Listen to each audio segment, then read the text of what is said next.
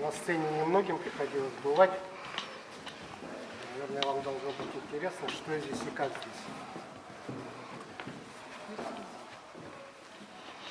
Ну вот это театральная сцена, то, на чем мы находимся, да?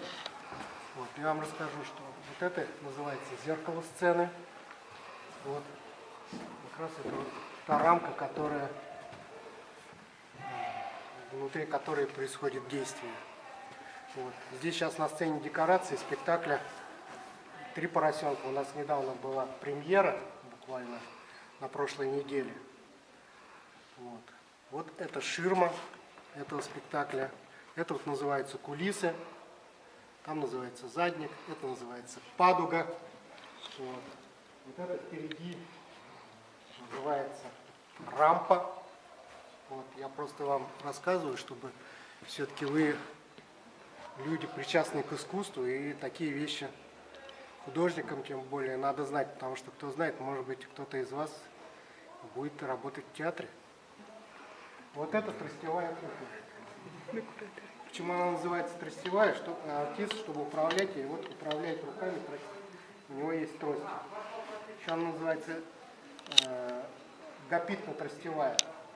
Гапит – это вот внутри куклы механизм, с помощью которого артист управляет головой.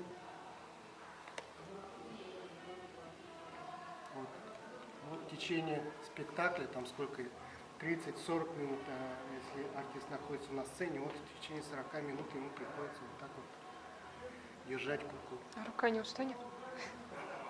В этом и заключается профессия актера театра кукол, что он, да, ему приходится держать куклу в течение всего спектакля. Конечно, как только пауза возникает, они тут же опускают, расслабляются и снова в путь.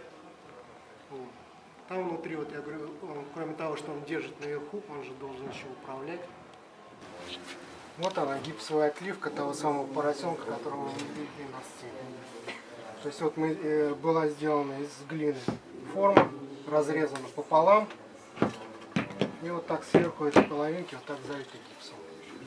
А потом выворачивается она, вытаскивается все вот это, вся масса. И вот сюда выкладывается папье-маше. Папье-маше кладется кусочками. Ну, кто делал, наверное, знаете, да, то есть берется кусочки бумаги, вот так рвутся мелко-мелко. И наклеив складывается вот так друг к другу, пока не будет здесь 8, где-то 8-9 слоев.